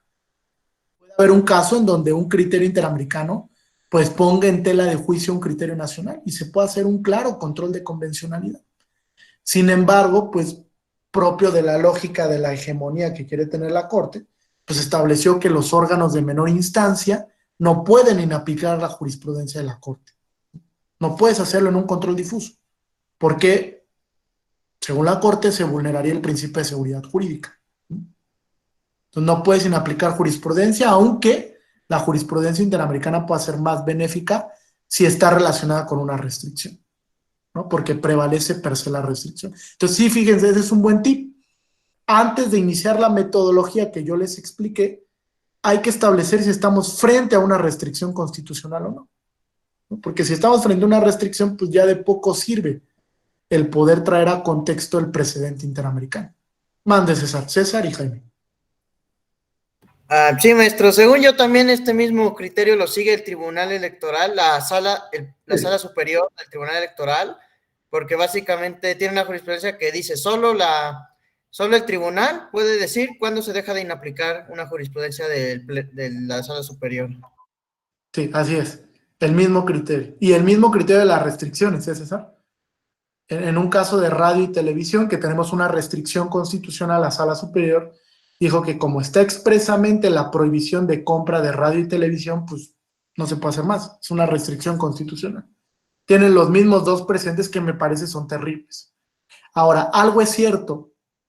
La contradicción de tesis 293 del 2011 tiene vigencia, ¿eh? En algún momento vamos a cambiar de precedente. Yo creo, estoy seguro que en esta 11ª época la Corte va a volver a reflexionar y va a eliminar este obstáculo que existe a la fecha sobre el tema de las restricciones constitucionales, ¿no? Jaime y Edgar. Sí,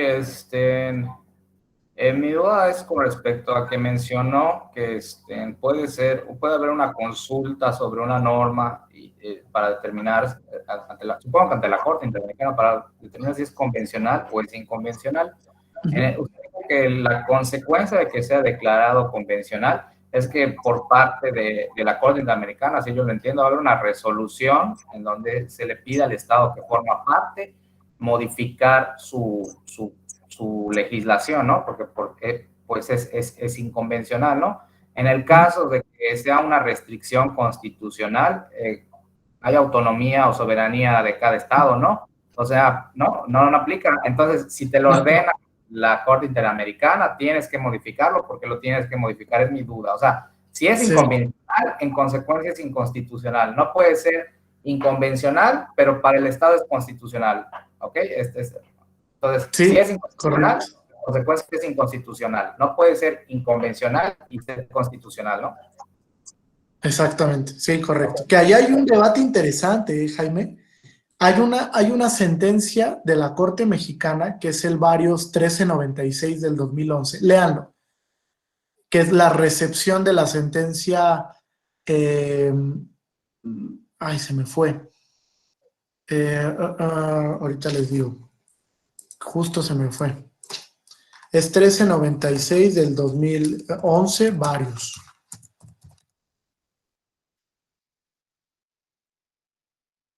Incluso les voy a pasar el link para que lo vean. Es de Fernández Ortega y Rosendo Cantú contra México. Vale, fíjate, ahí está muy interesante el tema que Jaime nos pregunta. Porque ahí la Corte Mexicana se atrevió a decir que cuando una sentencia de la Corte Interamericana fuera en contra de una restricción constitucional, ¿qué creen?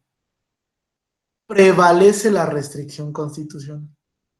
Entonces, ¿cuál es el mensaje de la Corte Mexicana? Corte Interamericana, si tú me condenas a modificar mi constitución porque es inconvencional, pero está relacionada esa modificación con una restricción, no voy a cambiar mi constitución. Es riesgoso este tema, ¿eh? Es una sentencia muy problematizadora, porque puede darse el caso o pueden suceder dos cosas. Uno, o la Corte Mexicana abandona ese criterio, que es aislado, no es jurisprudencia, es un criterio aislado. Abandona ese criterio y dice, no, voy a cumplir la sentencia. Corte Interamericana, ya me condenaste a que modifique la Constitución porque la prisión preventiva es inconvencional, lo hago. Nos quitamos de problemas, Jaime, ¿no? Ese sería el mejor de los panoramas. Que ya hay un caso, ya hay un caso en el sistema interamericano, que en el siguiente periodo de sesiones va a resolver el tema de la inconvencionalidad o no, del arraigo, no de la prisión preventiva, pero sí del arraigo. Y eso va a dar pauta para muchas cosas. O dos, que sería el panorama más gris, más negro, más claro, oscuro. No, Corte Interamericana, me condenaste a que modifique mi constitución porque el arraigo es inconvencional, pero ¿qué crees? No quiero. Porque debe de prevalecer mi constitución por encima de la determinación que tú tomaste.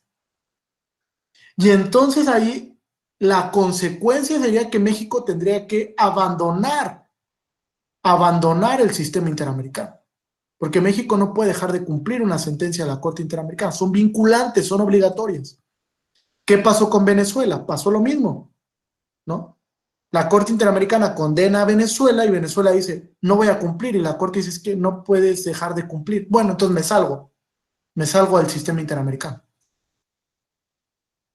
porque no quiero cumplir la determinación. Nada más que ahí la Corte Interamericana hábilmente dijo, ok, salte. Bueno, tú te saliste en 2000, no recuerdo, 15, 16, correcto. Todos los casos previos que hayan sucedido los hechos antes del 2016 sí son de mi competencia. Y a la fecha, la Corte Interamericana sigue condenando a Venezuela, a pesar de que Venezuela ya no es parte del sistema interamericano, ya no aceptó la competencia contenciosa. Entonces, fíjense, pone en un panorama muy, muy oscuro este criterio de la Corte Mexicana. Esperemos que la orientación que tome, el criterio que tome la Corte Mexicana sea cumplamos la sentencia interamericana. Si me están condenando porque mi constitución es inconvencional, pues la voy a modificar y ya, no hay más, ¿no? Que puede darse, yo les estoy adelantando, muy pronto puede darse ese criterio. ¿Sí, Jaime? ¿Sí? Edgar, adelante. Sí, nomás era para preguntar si existe algún caso pendiente de resolución ahorita, ya sea en la Corte Interamericana o en la Suprema Corte, a la cual haya que estar dándole seguimiento en materia de control, o todavía ahorita no hay. Pues, fíjate, casos sobre control muchísimos. Tal vez alguno que hay que darle seguimiento pronto sea pues este tema sobre la posible inconvencionalidad de la prisión preventiva, que está ya por resolver la Corte Mexicana. La Corte Mexicana la semana pasada resuelve un tema que bueno, no fue claro oscuro, ¿no? Sobre la duración de la prisión preventiva, ¿no? Si la prisión preventiva puede o no durar más de 2 años. Y la Corte dice que no, con reservas, ¿no? O sea, la Constitución dice que no puede durar más de 2 años y la Corte Mexicana dice, sí, no puede durar más de 2 años, pero deben de cumplirse estos requisitos. Si se va a ampliar o si se va a modificar por otra medida cautelar, deben darse estos supuestos, ¿no? El arraigo tiene fundamento, claro, el arraigo tiene fundamento constitucional. Sí tiene fundamento constitucional el arraigo, ¿vale? En el artículo 18 constitucional. Sí tiene fundamento constitucional el arraigo. Para casos de delincuencia organizada, ¿vale? Solo delincuencia organizada. ¿Sí? Entonces, pues, ese caso habrá que seguirlo de cerca. El caso de la prisión preventiva, que puede modificar el precedente de las restricciones constitucionales y del control, Y que me venga a la mente alguno otro muy importante, pues creo que por ahora sería ese, ¿no? Sobre el tema de control. Sala Superior ha estado resolviendo constantemente temas de control de convencionalidad. Ahorita les voy a dar un par de sentencias que les pueden servir para profundizar un poquito más de la perspectiva que tiene la materia, el sistema electoral, el sistema judicial electoral sobre el control de convencionalidad, y algún par de lecturas de otras sentencias que me parece de lectura obligatoria, sobre todo esta de la contradicción de tesis 351 del 2016, sí léanla, ¿no? Porque es el precedente más importante que ha emitido la Corte Mexicana ya en esta 11ª época, ¿no? Donde ya le da un poco de matiz, vuelve a cometer unos errores ahí rotundos. La Corte se equivoca mucho en temas de filosofía, de teoría constitucional, vuelve a decir que el Poder Judicial de la Federación hace control concentrado, nada más equivocado que eso. El único órgano jurisdiccional en sede nacional que realiza control concentrado es la Suprema Corte. Solo la Corte. Ni los colegiados, ni los juzgados de distrito, ni la sala superior o las salas regionales realizan control concentrado. Es un control La diferente. acción de inconstitucionalidad, ¿no? Controversia constitucional. Disculpe. Sí. Solo son por esos dos medios. Sí, acción y controversia y la declaratoria general de inconstitucionalidad, ¿no? Pero solo la Corte, no el Poder Judicial. O sea, cuando Kelsen lo crea, dice es un órgano constitucional llamado Tribunal Constitucional, no un poder del Estado. O sea, ahí hay una falsa concepción de teoría constitucional de la Corte. Y se reafirma en esta sentencia, hay un párrafo donde vuelve a decir la Corte, es el Poder Judicial de la Federación quien ejerce control concentrado. Yo les diría, el Tribunal Electoral del Poder Judicial de la Federación pues forma parte del Poder Judicial y jamás ha realizado control concentrado. Es un control difuso. Pero yo no sé por qué la Corte se aferra a decir que el Poder Judicial de la Federación realiza control concentrado, ¿no? Graves errores de teoría constitucional de manera reiterada comete la Corte. Hugo, adelante, Hugo. Sí, buenos días. Ya creo que ya resolvió mi duda precisamente sobre la prisión preventiva, donde se amplió el catálogo, ¿no?, de delitos que ameritan prisión preventiva y que hay personas que llevan más de 6 años o 10 años, 8 años en este estado y que por lo mismo se ha pronunciado la Suprema Corte, donde decía que nada más hasta 2 años, pero que sí, precisamente pues hay restricciones, ya que también se puede justificar que siga en prisión preventiva o no la persona, y eso es bueno, hasta qué tanto afecta todavía lo que vamos a ver apenas que nos estaba comentando sobre las violaciones a los controles de convencionalidad. Sí, muchas gracias. Sí, correcto, Hugo. Yo creo que la Corte hizo una incorrecta interpretación de la prohibición, es una regla, del tema de que la prisión preventiva no puede durar más de 2 años. Y entonces, lejos de darle contenido a ese artículo constitucional, porque tiene fundamento constitucional la duración de la prisión preventiva, no me lo estoy inventando. Lejos de darle contenido, la Corte modifica este tema y dice, bueno, se puede ampliar. O sea, si no se actualizan estos supuestos, no puede durar más de 2 años. Pero si, digamos, es por un tema de investigación de la defensa o etcétera, entonces se puede ampliar más de 2 años la prisión preventiva. Pero esa interpretación, fíjense, genera una restricción en la libertad personal. Entonces creo que la Corte debió darle otro matiz de interpretación en pro de la libertad personal, no en contra de la libertad personal.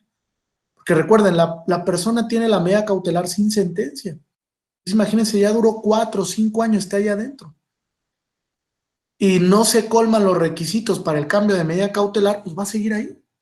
Porque se va a ampliar el plazo de la prisión preventiva. Y hay muchos casos así, muchísimos. Y con la pandemia creo que más. Simplemente la pandemia ya lleva 2 años y creo que hay casos que siguen en una investigación complementaria con más de 2 años. Imagínense. Entonces la Corte, lejos de abonar un poco al debate sobre el tema de beneficiar la libertad personal, pues le pone otro clavo al ataúd, ¿no? Dice, bueno, si no se colman estos requisitos que yo estoy estableciendo aquí, por ejemplo, que la ampliación no se deba a la defensa. Segundo, que si se va a modificar porque ya duró más de 2 años es porque ha habido una dilación en la investigación del Ministerio Público, un retardo atribuible al Ministerio Público. Y tercero, pues, fíjate, justificar la pertinencia del cambio de medida, que es, bueno, no va a ser prisión, pero entonces justifícame que la persona no se va a sustraer de la acción de la justicia y que no va a poner en riesgo a los sujetos del proceso, para que pueda haber un cambio de medida cautelar. Porque si no hubo, fíjense, ya no va a ser oficiosa, pero puede ser justificada, ¿no? Como le pasó en su momento a al de Pemex, se me fue ahorita el nombre. Lozoya, Lozoya, ¿no? Que, bueno, ya no fue oficiosa, gana el amparo por el tema de la oficiosidad, pero el juez de distrito se la dicta justificada, ¿no? Entonces puede pasar así. Solicito cambio de medida cautelar, sí, ya duró más de 2 años en prisión preventiva oficiosa. ¿Pero qué creen? No me logró justificar que no se iba a sustraer de la acción de la justicia y que no va a poner en riesgo a los sujetos del proceso y se la dicto justificar. Entonces es complicado el tema, bastante complejo. Sí, Jaime, adelante. Complementando pues su comentario, ya, o sea, nos resolvió un poco lo que iba a comentar, ¿no? O más bien adelantó. Si está justificado. Yo como litigante tuve un caso de una menor que sufrió abuso por parte de su familiar, ¿no? Vivía con él, pero en el momento en que se dio la detención, como fue en un municipio donde los oficiales no tenían la capacitación, en el momento de detenerlo, porque lo detuvieron en flagrancia, no siguieron ¿cómo se llama? Los protocolos idóneos, ¿no? Entonces lo iban a soltar en ese momento, pero por prisión preventiva oficiosa, tómala. Le dieron ¿cómo se llama? Aunque fue ilegal la detención, ¿cómo se llama? Le dieron la preventiva y eso me dio tiempo para mí para reunir evidencias para que ya se la encontraran justificada. O sea, para mí sí hizo la diferencia en ese caso. Yo consideré que tal vez para la protección de los menores sí debería mantenerse. Correcto, muy bien. Excelente. Pues para finalizar, porque ya se fue el tiempo muy rápido, les voy a compartir un par de precedentes. ¿Ahí ya se ven las diapositivas? Sí, ¿verdad? Correcto. Fíjense, les comparto este par de precedentes que les pueden servir para profundizar un poco el tema de control, ya circunscribiéndolo a la materia electoral. Uno es Subrec 88 del 2020, que está relacionado con el tema de diputación migrante. Es un tema bien interesante Subrec, véanlo, muy, muy, muy interesante, porque incluso se hace un test de progresividad. Otro, Subrec 91 del 2020, cuando la Sala Superior conformó el listado de personas infractoras por violencia política, donde hizo un control de convencionalidad para justificar la configuración del listado. Otro más, que ustedes lo deben de conocer muy bien, sobre el candidato Félix Salgado Macedonio, que es el sub JS 416 del 2021, sobre la cancelación del registro como candidato por la omisión de rendir informe de precampaña, y la Sala Superior, hace un control también de constitucionalidad y convencionalidad, ¿vale? A través de una interpretación conforme. Y finalmente que también está muy interesante, sobre la restricción de pertenecer a sindicatos o gremios respecto de la afiliación libre a un partido político, ¿no? También está muy interesante este precedente. ¿Puedo pertenecer a un sindicato o gremio y afiliarme a un partido político o no lo puedo hacer? ¿Vale? Es un ejercicio de test de proporcionalidad que hace la Sala Superior y también ejerce un control de constitucionalidad y convencionalidad. ¿Sí? Son los precedentes que les puedo recomendar. Bueno, este también es muy interesante, de las candidaturas independientes. Verificar si el requisito de incluir el domicilio de la persona que brinda su apoyo es constitucional o no. O sea, cuando vas recabando el apoyo ciudadano, te piden incluir el domicilio de la persona. ¿Ese requisito es constitucional o no lo es? ¿no? O genera una restricción excesiva sobre el candidato independiente. Bueno, este también está interesante porque es precisamente del tema que platicábamos de la equidad en la contienda, de candidatos independientes frente a candidatos de partidos políticos. Y también es un test de proporcionalidad, ¿vale? Respecto del financiamiento privado, los límites al financiamiento privado, como restricción precisamente del derecho a ser votado vía candidatura independiente. ¿Sí?